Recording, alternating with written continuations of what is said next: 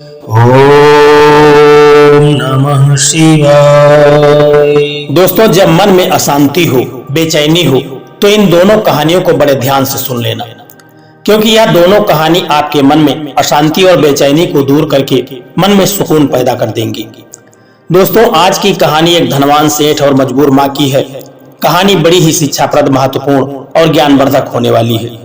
इसलिए मेरा आपसे निवेदन है कि इस कहानी को पूरा सुनना और वीडियो के अंत तक हमारे साथ बने रहना। बहुत पुराने समय की बात है कि एक राज्य में एक राजा राज्य करता था। उस राजा का सुख वैभव सभी तरह से वह संपन्न था। धन धान्य की उसके राज्य में किसी तरह की कोई कमी नहीं थी। राजा और प्रजा दोनों खुशी से अपना जीवन यापन कर रहे थे। एक साल उस राज्य में भयंकर अकाल पड़ गया। पानी की कमी से जो फसलें थी वह सब सूख गईं। अब ऐसी स्थिति में किसान राजा को लगान भी नहीं दे पाए और लगान न मिलने के कारण उस राजा के राजस्व में बड़ी कमी आ गई। पूरा राजकोष खाली हो गया। इस तरीके से देख करके वह राजा जो था बड़ा चिंतित हो गया। राजा हर समय सोचता रहता कि राज्य का खर्च अब कैसे चलेगा। अकाल का समय निकल गया, सारी स्थिति सामान्य हो गई, किंतु राजा के मन में चिंता बस गई। राजा हर समय अपने दिमाग में बस यही सोचता कि राज्य में यदि पुनः अकाल पड़ गया तो क्या होगा। इसके अतिरिक्त भी अन्य चिंताएं उसे घेरने लगी। पड़ोसी राज्य का भय, मंत्रियों का षड्यंत्र जैसी कई चिंताओं ने उस राजा की भूख, प्यास और रातों की सारी नींद गायब कर दी। वह अपनी इस हालत से परेशान था, किंतु जब भी वह राजमहल के माली को देखता तो उसे बड़ा आश्चर्य हो जाता। वह सोचता कि दिन भर मेहनत करने के बाद रूखी सूखी रोटी को वह भर पेट खाता है और पेड़ के नीचे आराम से सोता है। कई बार राजा को उस माली से जलन होने लगी। एक दिन की बात है, उसके दरबार में एक बड़े ही सिद्ध महात्मा आए। राजा ने अपनी सारी समस्या उन महात्मा जी को बता दी और कहा कि महात्मा जी, इन समस्याओं को दूर करने का यदि कोई आपके पास उपाय है तो आप वह बताइए। साधु राजा की समस्या अच्छी तरह से समझ गए और कहने लगे कि हे राजन, तुम्हारी चिंता की जड़ यह राजपाट है। अपना राजपाट पुत्र को देकर के आप पूरी तरह से चिंता मुक्त हो सकते हो। साधु की बात को सुनकर के राजा कहने लगे कि गुरुजी, मेरा जो पुत्र है अभी उसकी उम्र मात्र 5 साल की है। अबोध बालक को मैं कैसे राजपाट सौंप दूं और वह राज्य का संचालन कैसे कर सकता है। महात्मा ने कहा कि तो फिर ऐसा करो कि अपनी चिंता का भार तुम मुझे सौंप दो। राजा इस बात को सुनकर के तैयार हो गया और उसने अपना सारा राजपाट साधु को सौंप दिया। इसके बाद साधु ने पूछा कि अब तुम क्या करोगे। राजा ने कहा कि सोचता हूं कोई व्यवसाय कर लूं, लेकिन उसके लिए धन की व्यवस्था कैसे करोगे। अब तो राजपाट जो था वह सब कुछ तुमने मुझे दे दिया है और राजकोष के धन पर मेरा अधिकार हो चुका है। साधु की बात को सुनकर के राजा कहने लगा कि महाराज, मैं कोई नौकरी कर लूंगा। साधु ने कहा, यह ठीक है, लेकिन यदि तुमको नौकरी ही करनी है तो कहीं जाने की जरूरत नहीं है, क्योंकि नौकरी तुम यही रहकर कर सकते हो। मैं तो साधु हूं, अपनी कुटिया में रहूंगा और राजमहल में रह करके मेरी ओर से तुम्हें राजपाट संभालना। राजा ने साधु की बात मान ली और साधु की नौकरी करते हुए वह जो था राजपाट संभालने लगा। साधु अपनी कुटिया में चला गया। कुछ दिन के बाद जब साधु पुनः राजमहल आया और राजा से भेंट करके पूछा कि कहो राजन, अब तुम्हें भूख लगती है या नहीं, तुम्हारी नींद कैसी है। राजा ने कहा कि महात्मन, अब मैं तो खूब खाता हूँ और गहरी नींद में सोता हूँ। पहले भी मैं राजपाट का कार्य करता था और अब भी करता हूँ, फिर यह परिवर्तन कैसे हो गया, ये मेरी समझ में नहीं आ रहा है। राजा ने अपनी सारी स्थिति बताते हुए महात्मा जी से प्रश्न किया। महात्मा ने मुस्कुराते हुए बड़े प्रेम से कहा कि राजन, पहले तुमने काम को बोझ बना लिया था और उस बोझ को हर समय अपने मानस पटल पर तुम ढोया करते थे, किंतु राजपाट का जो भार था वह मुझे सौंपने के बाद तुम सारे कार्य से जो भी कार्य तुम करते थे वह अपना कर्तव्य समझकर करते रहे। इसीलिए तुम पूरी तरह से चिंता मुक्त हो गए हो। जीवन में आप जो भी कार्य करें उसे अपना कर्तव्य समझ करके पूरी तरह से निर्वहन करें। काम को कभी भी बोझ न समझें, यही चिंता से मुक्त होने का सबसे बढ़िया उपाय है। एक दूसरी कहानी मैं आपको सुनाता हूं, बड़ी ही सुंदर कहानी है। इस कहानी को बड़े ध्यान से सुनना और इस कहानी को सुनने के बाद भी आपके मन में चलने वाली बेचैनी पूरी तरह से दूर हो जाएगी। दोस्तों, एक शहर में एक अमीर सेठ रहता था। वह बहुत फैक्ट्रियों का मालिक था। एक शाम की बात है कि अचानक उस सेठ को बेचैनी होने लगी। सेठ ने डॉक्टर को बुलाया, अपने शरीर की सारी जांचें करवा ली, परंतु जांच करवाने के बाद भी कुछ भी नहीं निकला और उस सेठ की बेचैनी बढ़ती गई। उसकी समझ में नहीं आ रहा था कि ये क्या हो रहा है। रात हुई, नींद की गोलियां खा ली, पर नींद आने को तैयार नहीं थी। और बेचैनी कम होने का नाम नहीं ले रही थी। वो सेठ रात में उठ करके 3 बजे घर के बगीचे में घूमने लगा। घूमते घूमते उसे लगा कि यदि मैं थोड़ा सा बाहर और चला जाऊं तो वहां सुकून मिल जाएगा।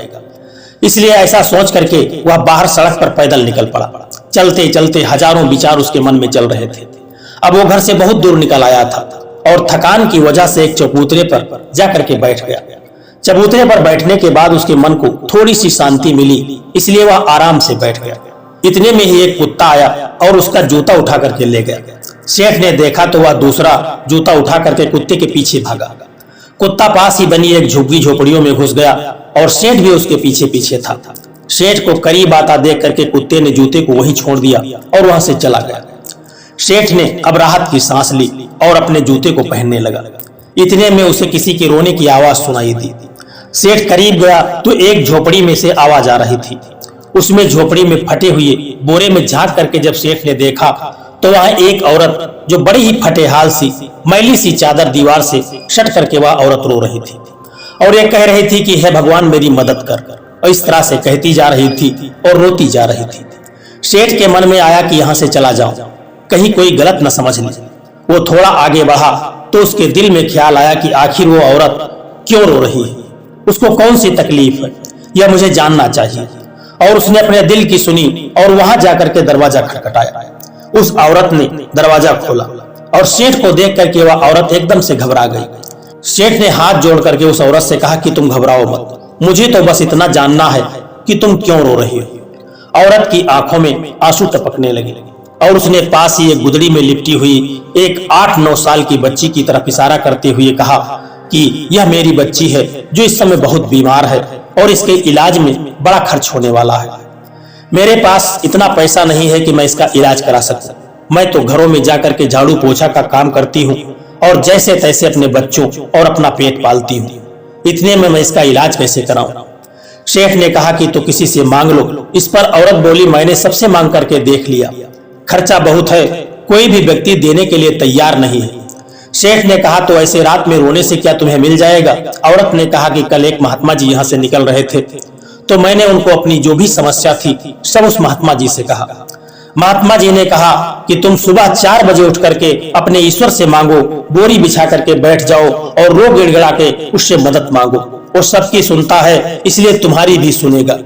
किसी न किसी को वो तुम्हारे पास मदद के लिए भेज देगा। मेरे पास इसके अलावा और कोई चारा नहीं था, इसलिए मैं उससे मांग रही थी और वो बहुत जोर जोर से रोने लगी। इतना कह करके ये सब सुन करके सेठ का दिल पिघल गया और सेठ ने अपनी जेब से तुरंत फोन निकाला और एम्बुलेंस बुलवा ली। उस लड़की को एडमिट करवा दिया। डॉक्टर ने 2 लाख रुपए का खर्चा बताया। शेख ने उसकी जवाबदारी अपने ऊपर ले ली और उसका इलाज कराया।